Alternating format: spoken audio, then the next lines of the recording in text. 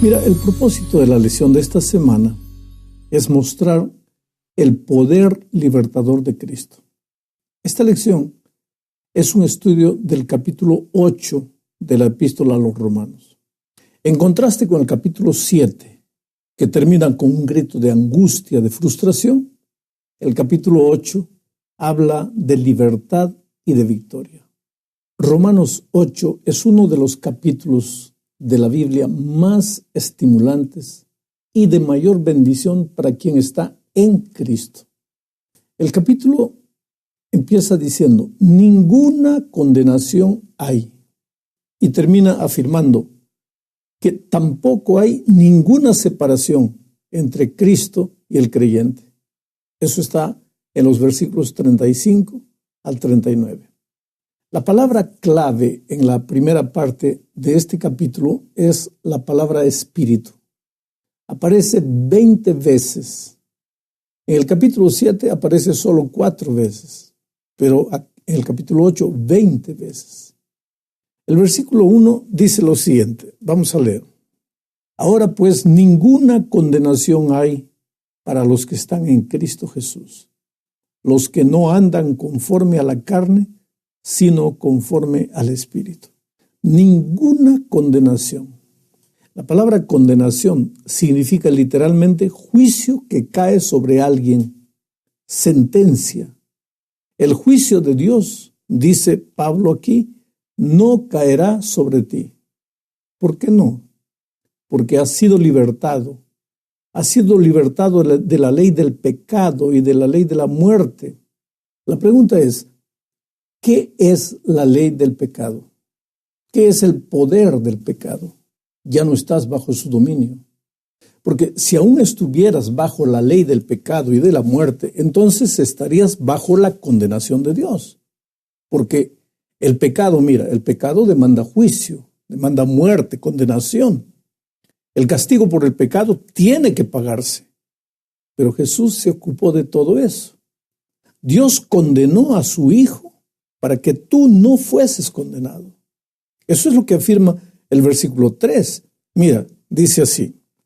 Dios lo hizo enviando a su propio Hijo en semejanza de carne de pecado y como ofrenda por el pecado. Condenó al pecado en la carne. ¿Te das cuenta? El juicio de Dios cayó sobre su único Hijo para que ese juicio no tuviera que caer sobre ti. Ahora tú ya no estás condenado, estás justificado. Si crees en Jesús, no serás más condenado. No hay condenación para ti. Todos tus pecados han sido tratados en la cruz. Jesús fue castigado, quiere decir, recibió el castigo de tus pecados. Fue condenado por tus pecados. La ira de Dios fue derramada sobre Jesús. Isaías dice, Él herido fue por nuestras rebeliones, molido por nuestros pecados. El Señor cargó en Él el pecado de todos nosotros. Y querido, cuando venimos a Cristo con fe, somos justificados y declarados no culpables. ¿Quién nos declara? El juez del universo entero. Él dice que nosotros ya no hay pecado. ¿Por qué? Porque Jesús cargó todos nuestros pecados. Eso es lo que afirman los versículos 33 y 34. Dice así. ¿Quién acusará a los hijos de Dios? Dios es el que justifica. ¿Quién es el que condenará? Cristo es el que murió, más aún, el que también resucitó, el que además está a la diestra de Dios, el que también intercede por nosotros. Mi querido, el asunto delicado es el siguiente. ¿Quién puede reclamar y disfrutar de esta maravillosa declaración de ninguna condenación hay? ¿Quién? Solo los que están en Cristo Jesús. El texto dice ninguna condenación hay para los que están en Cristo Jesús. Quiere decir, no hay lugar más seguro donde estar. Los que están en Cristo están salvos y seguros y ya no están en peligro de condenación. Todas las cosas maravillosas acerca de las cuales trata Romanos 8 se aplican solamente a aquellos que están en Cristo Jesús. ¿Y quiénes son los que están en Cristo Jesús? Bueno, los que cultivan comunión permanente con Jesús a través de la oración, del estudio de la Biblia y de la testificación. Vayamos ahora a Romanos capítulo 8, versículo 2. Dice: porque la ley del Espíritu de vida en Cristo Jesús me ha librado de la ley del pecado y de la muerte. ¿Te acuerdas de lo que Pablo decía en el capítulo 7, versículo 24? La pregunta dramática, el grito desesperado de Pablo era: ¿quién me librará del cuerpo de esta muerte? Ahora en el capítulo 8, versículo 2, Pablo dice: Cristo me ha librado. Romanos 8, 2 menciona dos leyes. Dos leyes. Mira, para entender esto, piensa en la ley de la gravedad y la ley de la aerodinámica. La ley de la gravedad es una ley natural. Dice que un objeto pesado, un objeto metálico, grande, pesado en el cielo, tiene que caer y estrellarse. Eso es lo que la ley de la gravedad dice. Pero la ley de la aerodinámica, que también es una ley natural, es una ley superior. ¿Por qué? Porque vence la ley de la gravedad y permite que el pesado avión remonte y vuele y no se caiga. Bueno, así es en la vida espiritual. La ley del pecado y de la muerte me lleva a caer, a fracasar, a pecar. Pero la ley del Espíritu de vida en Cristo Jesús me capacita para vivir una vida que agrade a Dios. La segunda parte de la lección nos lleva a pensar en lo que la ley no puede hacer. Y recuerda que aquí está involucrada la ley moral.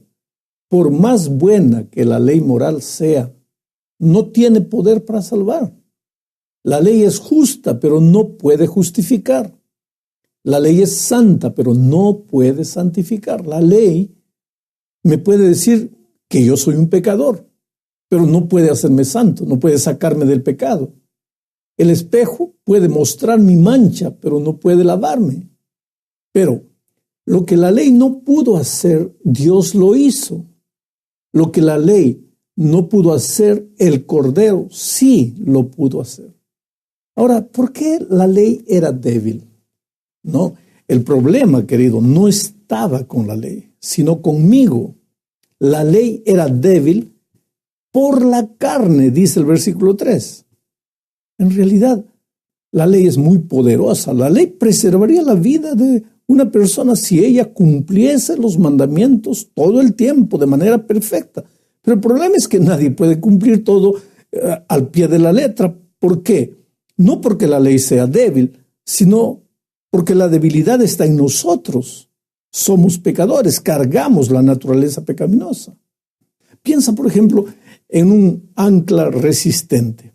El ancla es capaz de sujetar, claro que sí, es capaz de asegurar el barco ahí, pero si echas el ancla al fango, a la lama blanda, no va a asegurar nada, no va a sujetar nada, porque el ancla no lo pudo hacer no porque no había poder en ella, sino porque estaba en un suelo fangoso. Bueno, el problema es igual con la ley. La ley es poderosa, pero no puede hacer nada por causa de nuestra naturaleza pecaminosa. Ese es el problema. Vamos ahora a la tercera parte de la lección. Los versículos 5 y 6, recuerda que estamos estudiando el capítulo 8, los versículos 5 y 6 dicen: porque los que son de la carne piensan en las cosas de la carne, pero los que son del Espíritu, en las cosas del Espíritu. El ocuparse de la carne es muerte, pero el ocuparse del Espíritu es vida y paz. Aquí Pablo coloca delante de nosotros los dos únicos caminos de esta vida. O nos dejamos llevar por la carne o seguimos al Espíritu. Son dos caminos diferentes con dos finales diferentes, la vida o la muerte. Necesitamos escoger en cuál de esos caminos vamos a andar. ¿Por quién nos vamos a dejar guiar? El Espíritu se opone contra la carne y la carne contra el Espíritu. Esta, querido, es una lucha diaria. No es una única decisión que dura para toda la vida, no. Es una decisión diaria, a cada instante, cada momento. Pero después de esto vienen los versículos 7 y 8. Dicen: por cuanto los designios de la carne son enemistad contra Dios, porque no se sujetan a la ley de Dios ni tampoco pueden. Y los que viven según la carne no pueden agradar a Dios. Percibe lo que dice, por cuanto los designios de la carne, quiere decir, los pensamientos de la carne, esos son los que nos llevan a la enemistad contra Dios. La carne siempre está contra Dios. La carne es enemiga de Dios. No se sujeta, dice Pablo. O sea, no se somete. La carne no es sumisa. Al contrario, se rebela contra Dios, se subleva contra Dios y también contra la ley de Dios. Otra expresión interesante es ni tampoco puede. ¿Te das cuenta? La carne es incapaz de someterse. La carne pecaminosa del hombre, su naturaleza pecaminosa es rebelde, no se somete. En el versículo 8, Pablo enseña que por cuanto estas cosas, y eso se refiere a la carne, respecto a la carne, por cuanto estas cosas son así, los que están en la carne, o sea, los que no han sido justificados, no pueden agradar a Dios. Es imposible para ellos que agraden a Dios. La carne nunca, jamás podrá agradar a Dios. Para la mayoría de las personas es muy difícil, ¿sabes?, aceptar la verdad de este versículo.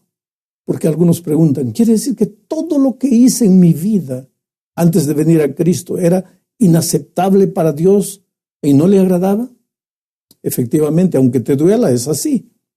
Nosotros podemos haber considerado muchas cosas como buenas, rectas, dignas de alabanza, pero Dios no estaba contento, quiere decir, no veía las cosas como nosotros las veíamos.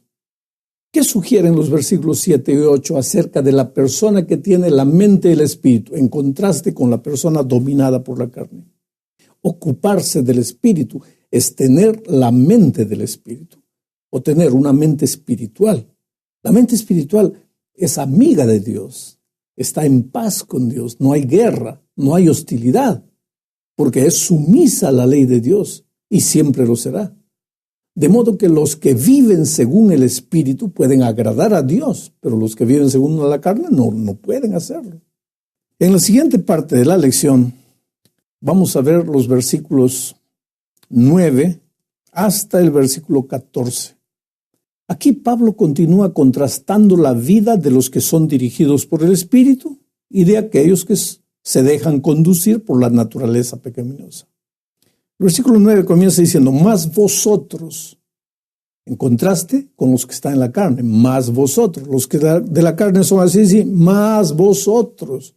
Quiere decir, ustedes ya no están en la carne. Ustedes sí pueden agradar a Dios. Toda persona que fue justificada está en el Espíritu y toda persona no justificada está en la carne. Todo creyente es espiritual, en el sentido de que tiene el Espíritu. El Espíritu mora, tiene su hogar en ti. Tu cuerpo es la casa del Espíritu Santo, el templo del Espíritu. Su morada, su templo, es tu cuerpo. Pablo está diciendo aquí que tú estás en el Espíritu si el Espíritu está en ti. Quiere decir, si tú dejas que el Espíritu te controle, te conduzca, te guíe. Si el Espíritu no está en ti, entonces continúas en la carne. No has sido justificado. Y si no has sido justificado, no eres de Jesús, no eres del Espíritu. Es decir, no perteneces a Cristo, no eres de Él. De modo que no estás salvo. Por inferencia, este versículo nos enseña claramente que en todo verdadero cristiano mora el Espíritu Santo. Debe morar el Espíritu Santo. Si una persona es salva, el Espíritu Santo mora, habita en esa persona. Y ella está en la esfera del Espíritu. Cada creyente en Cristo recibe el Espíritu Santo. No existe la posibilidad de que un verdadero creyente no tenga el Espíritu Santo. Ahora, un falso creyente, un aparente creyente, un creyente que cree que se ha convertido, ahí tal vez el Espíritu no tenga el control. Pero en un verdadero creyente, el Espíritu tiene el control. El verdadero cristiano ya no está en la carne, ya no está en la esfera de la carne. Quiere decir, Él no se deja más conducir por las tendencias carnales. La carne está en él, quiere decir, la naturaleza pecaminosa está en él, pero él ya no es de la carne, ya no pertenece a la carne, pertenece al Espíritu. Oh, querido, observa cómo es designado el Espíritu Santo. En este capítulo, a veces es llamado de Espíritu, otras veces Espíritu de Dios, otras veces Espíritu de Cristo. El versículo 9 dice que el Espíritu está en ti. El versículo 10 dice que Cristo está en ti. ¿Te das cuenta de la relación entre Cristo, el Espíritu Santo y el Padre? Los tres son uno. En Romanos 7:18, Pablo dice, yo sé que en mí no mora el bien. Ese es un clamor. Yo sé que en mí no mora el bien. Pero el creyente también puede decir, yo sé que en mí mora el Dios vivo a través de su Espíritu. Quiere decir, en mi naturaleza pecaminosa no hay bien, pero desde el momento de mi conversión yo me entregué a Cristo y aunque cargo la naturaleza pecaminosa, todavía el Espíritu está en mí y ahora quiere tomar el control de mi vida. Si una persona es realmente salva, entonces Jesucristo está en el control de la vida de esa persona.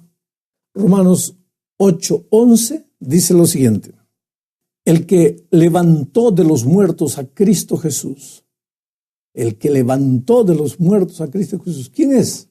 El que levantó de los muertos a Cristo Jesús, el Padre. Se refiere al Dios vivo, al Dios el Padre.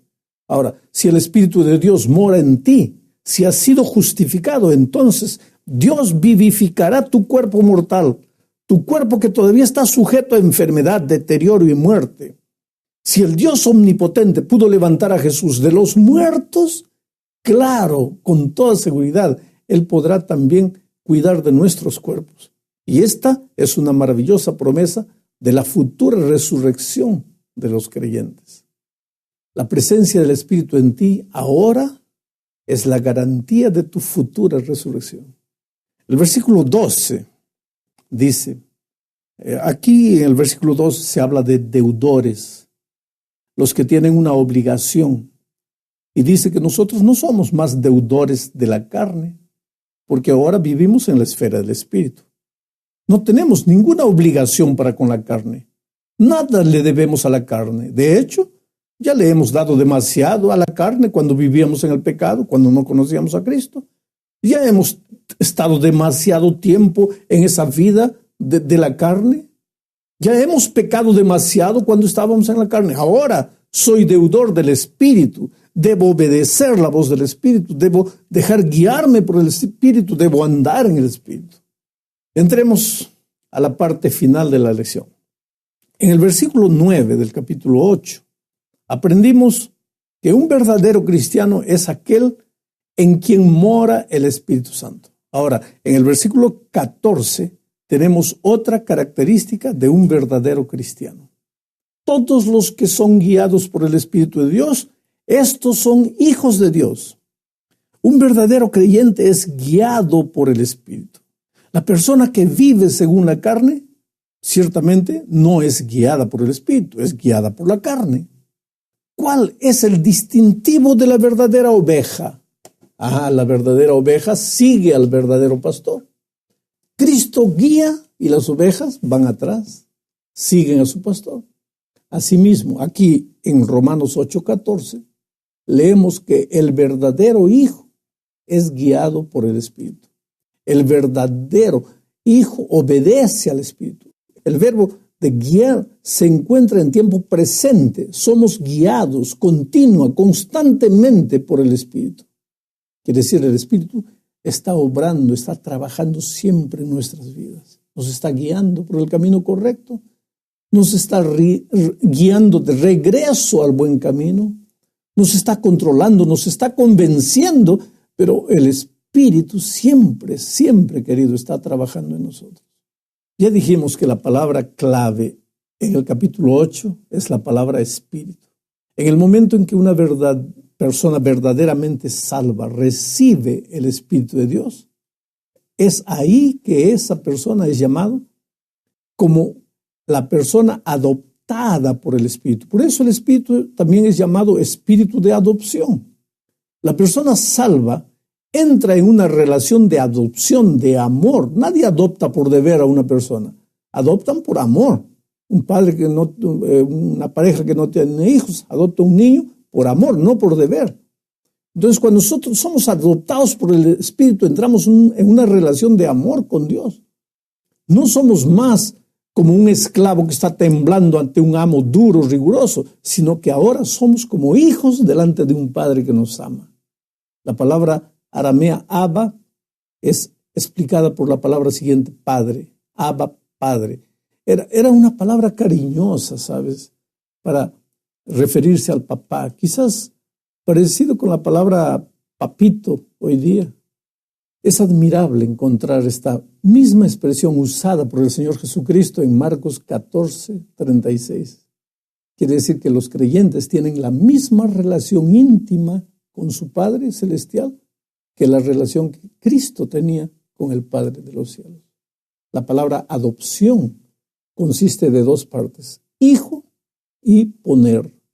Dios ha tomado al creyente, que era un hijo de la ira, hijo de la desobediencia, y lo ha puesto en la posición de hijo del Padre, con todos los derechos, privilegios, beneficios, bendiciones, y con el derecho a la herencia que se le otorga a un hijo.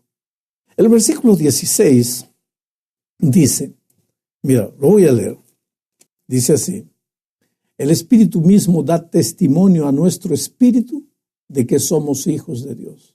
Pero eso no es todo. El versículo 17 afirma que no somos solo hijos de Dios, también somos herederos. Tenemos una espléndida herencia, somos millonarios espirituales. El Espíritu Santo ha venido a nuestros corazones para decirnos y asegurarnos de que ahora somos hijos de Dios. Pero somos también coherederos con Cristo. Lo que le pertenece a Cristo nos pertenece a nosotros. Lo que es de Cristo ahora es tuyo. Tú participas de todas las riquezas de Cristo. De eso se trata la adopción. Dios te ha puesto en la posición de un hijo, con todos los derechos y privilegios y beneficios y bendiciones. Con Cristo tú recibes todas las cosas, aun cuando sabes que no mereces. Sí, porque somos pecadores, pero hemos recibido la salvación en Cristo. Por eso no tienes derecho a vivir triste. Puede ser que las cosas no estén saliendo bien en tu vida ahorita, en este momento. Pero querido, es porque el enemigo no quiere que seas feliz. Es porque el enemigo va a inventar un montón de cosas para destruir tu vida, pero cree en el Señor Jesucristo y tú vas a ver cómo lentamente tus ojos se van a abrir a una dimensión de la vida que todavía no conoces.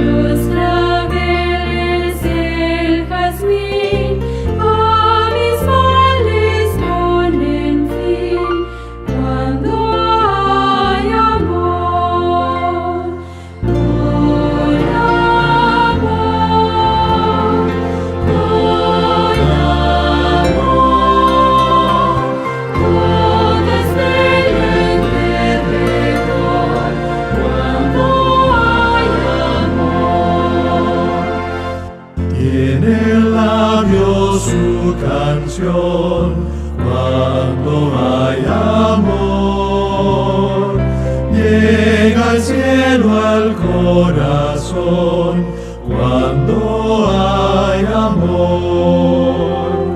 El riacho al murmurar y las aves al cantar nos inspiran sin cesar cuando